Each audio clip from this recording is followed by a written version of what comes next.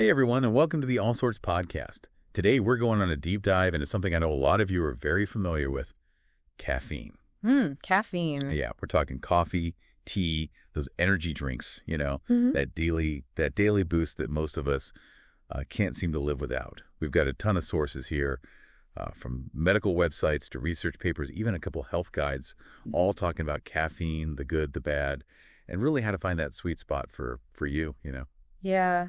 And it's pretty amazing how much we rely on it, right? It's just such a normal part of like our everyday routine, but most people don't really understand how it works. Totally. I mean, that's what I love about doing these deep dives. Yeah. It's like we get to like uncover all these hidden details and answer all these questions. The questions we don't even know to ask. Right. So first things first, what is caffeine actually? So at its core, it's basically a natural stimulant, Okay. found in plants, things like coffee beans, tea leaves, even cacao pods, which is where chocolate comes from. Oh, that's right. I always forget that chocolate has caffeine in it. Right. So stimulant. Okay. Okay, so that explains the energy boost. Exactly. Yeah. So basically our brains have these things called adenosine receptors, right? Yeah. And adenosine it acts like a brake pedal for the brain. It promotes, relaxation and sleep. And caffeine basically it blocks those adenosine receptors, so it allows your brain to just keep firing, keep going. So it's like taking the parking brake off your brain. Yeah, exactly. No wonder we feel so much more alert. But there's more to it than that, right? Yeah. Like, doesn't caffeine also trigger other things in our brains too? Yeah, absolutely. So by blocking that adenosine, caffeine actually also boosts the production of dopamine and adrenaline. So dopamine is linked to, motivation and reward, and adrenaline is it's like our fight or flight hormone, right? So it's this whole cocktail of brain chemicals that's really creating that feeling of, energy and focus that we associate with caffeine. Okay, so it's not just removing the brakes. It's like you're also hitting the gas pedal at the same time. Pretty much, yeah. No wonder so many people rely on it to like get through the day. But here's the thing, right? Like I've seen a few sources talking about, the potential benefits of caffeine, like beyond just feeling more energized. Like are we talking superpowers here, or is this just like, well, maybe not superpowers, Oh, okay. But there's some research suggesting some pretty impressive benefits. Like, studies have shown that caffeine can improve memory, reaction time, and even logical reasoning. Oh, wow. And it can also actually enhance athletic performance, like by increasing endurance and reducing fatigue. Hold on. Are you telling me that my morning coffee is actually making me smarter and helping me at the gym? It's possible, yeah. Wow. But it's important to remember that everyone responds to caffeine, differently. And the research is, it's still ongoing. Okay. Yeah. So no guarantees of becoming a genius athlete, overnight. Right. But this is still pretty exciting. And I've seen a couple articles mention like potential long-term benefits too, right? Like protection against certain diseases. Yeah. So there have been some studies that have, they've shown a correlation between, caffeine consumption and a lower risk of developing, conditions like type 2 diabetes, Okay. Parkinson's disease, Mm-hmm. even, some types of cancer. Oh, wow.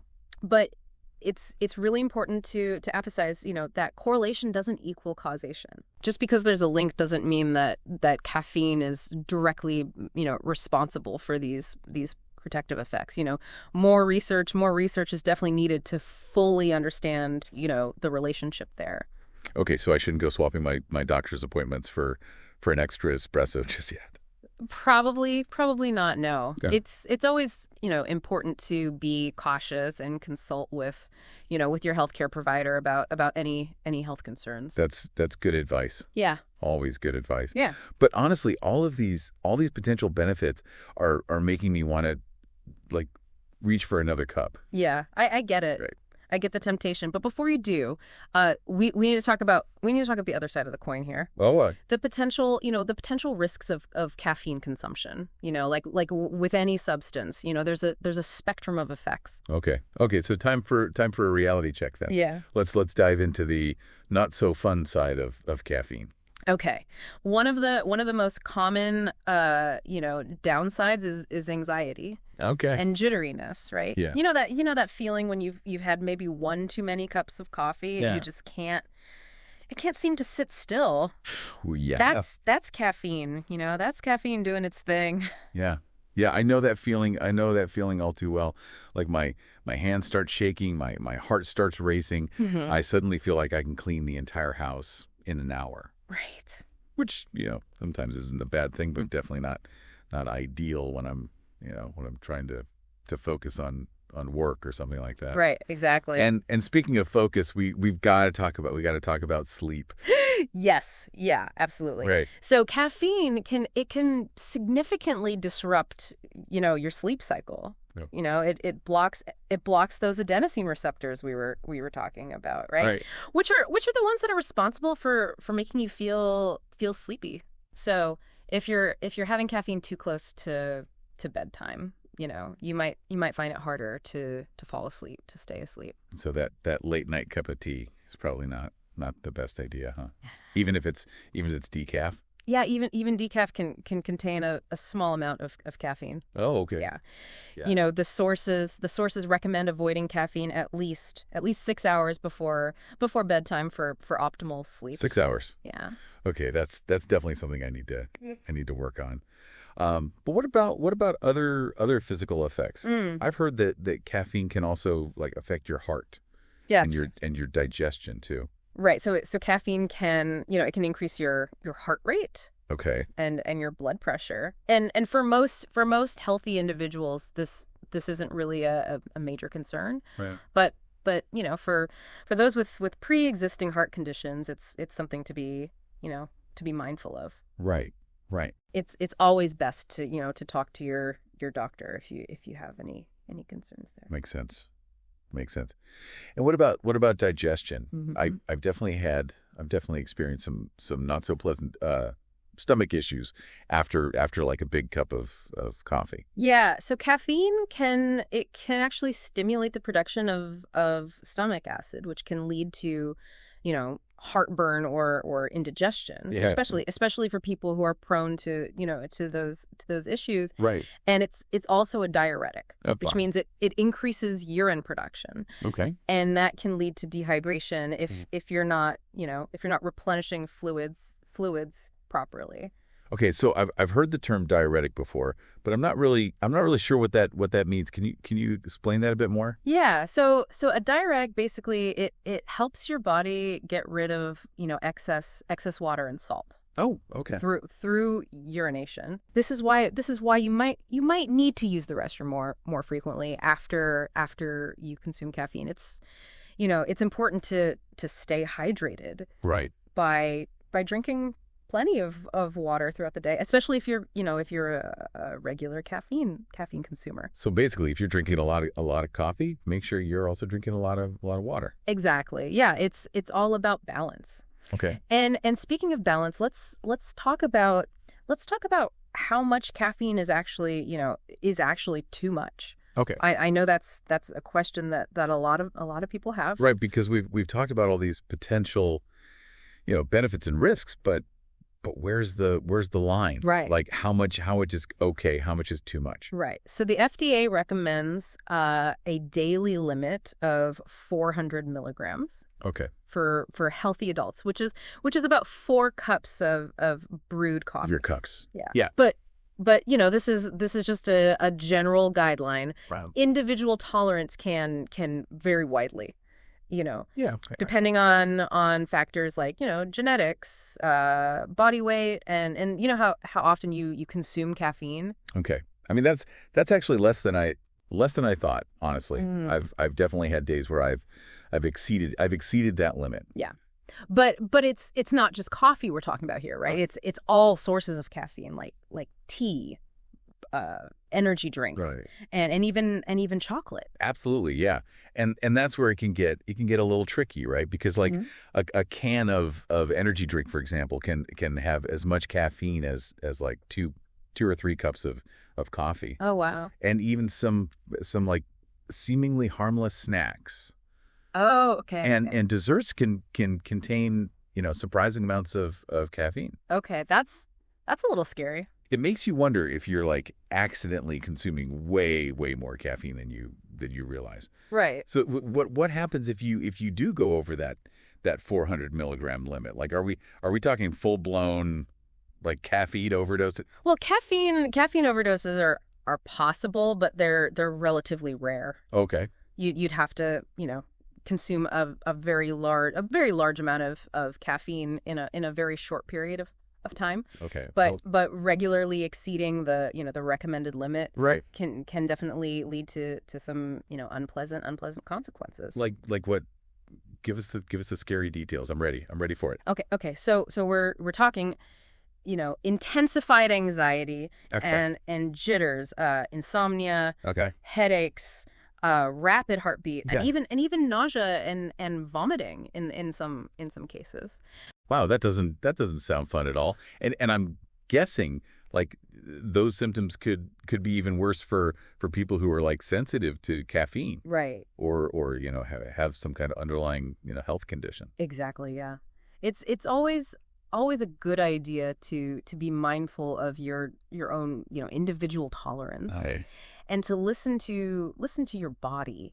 If you're experiencing any of these negative effects, it might be a sign to cut back on your caffeine intake. Okay. All right. This is all starting to make me rethink my caffeine habits a little bit. Yeah. But I've got to ask, like, what about caffeine withdrawal?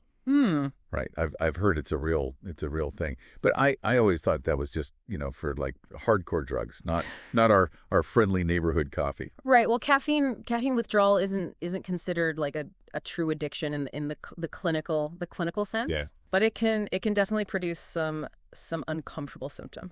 Okay, so what kind of symptoms are we talking about here? Like is it like a full blown detox situation? It's not usually that intense. Oh, got it. But common withdrawal symptoms include things like headaches, okay, fatigue, okay, irritability, okay, difficulty concentrating. So basically like a really bad Monday morning, but for like several days. You could say that, yeah. Okay. The good news is that these symptoms usually subside, within a few days. Okay. To a week as your body adjusts. Okay. So. Okay. Well, that's a relief. But seriously though, like this deep dive is making me realize just how powerful caffeine really is.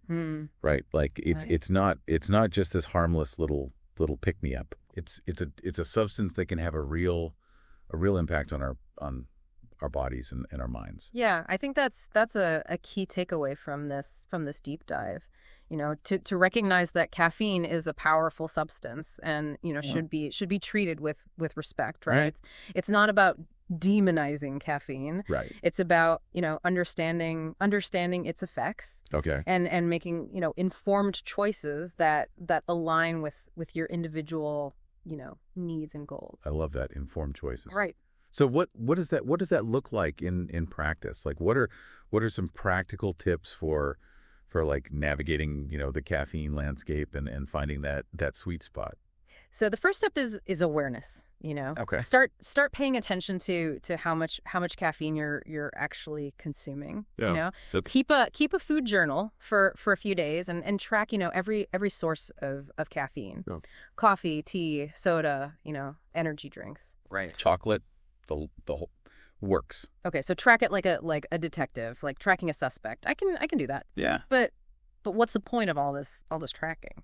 So once you have a clear picture of your your consumption patterns, okay, you can start to experiment, right? Okay. Maybe you try cutting back by a cup of coffee a day or switching to half calf. Okay. Pay attention to how you feel. Okay. Your energy levels, your mood, your sleep quality. So it's all about finding that personal balance, right? Like what works for me might not work for someone else. Exactly, yeah. And remember, there are plenty of healthy ways to boost your energy and focus without relying solely on caffeine. Ooh, tell me more. Yeah. I'm all ears for some natural energy hacks. Okay. Well, first and foremost, hydration. Okay. Dehydration can lead to fatigue. Right. So make sure you're, drinking plenty of water throughout the day. Aim for at least 8 glasses or even more if you're physically active. Okay, water. Check. What else? Regular exercise is another fantastic energy booster. Okay. Even a brisk walk, can increase blood flow, release endorphins and leave you feeling more energized. Okay. And don't underestimate the power of a balanced diet. So we're talking like those classic healthy habits, right? Like good sleep, exercise, nutritious food, no magic bullet, just consistent, healthy choices. Precisely, yeah. These lifestyle factors play a huge role in your overall energy and well-being. Right. And speaking of well-being, don't forget the importance of managing stress. Chronic stress can really drain your energy reserves. Right. So finding healthy ways to cope, like meditation, yoga, or spending time in nature can make a big difference. So basically take care of yourself holistically. Yeah. And you won't need to rely on caffeine as like a crutch. That's the idea. Now if you're thinking about cutting back on caffeine. Okay. And you're worried about those withdrawal symptoms, remember gradual reduction is key. Okay. So slow and steady wins the race. Yeah. But what are some like practical ways to gradually reduce caffeine intake? So you can start by, substituting one regular coffee with decaf or half calf, and then gradually, decrease the ratio of caffeinated to decaffeinated drinks, over time. You can also try diluting your coffee with more water or milk, or finding caffeine-free alternatives like herbal teas or fruit infused water. So basically wean yourself off slowly and find satisfying alternatives. Right, yeah. Great advice. I have to say this whole deep dive has been incredibly eye-opening. I've learned so much about caffeine and I really am feeling, empowered to make more informed choices about my consumption. That's great to hear, and that's what that's what it's all about. We Right. We hope this deep dive has given you a deeper understanding of caffeine, its potential benefits and risks, and most importantly, how to find that sweet spot where it can enhance your life without taking over. I think that's a perfect note to end on. Now that you know all this about caffeine, what does your ideal caffeine balance look like? What changes, if any, will you make to your daily routine? Think about it. And while you're pondering your newfound caffeine wisdom, don't forget to share your thoughts and experiences on the All Sorts podcast, social media channels, YouTube, X, Instagram, and Threads. We love hearing from our listeners. And to all our wonderful listeners out there, we invite you to join the All Sorts podcast, where the tapestry of knowledge unfurls, weaving together threads of insight and wonder.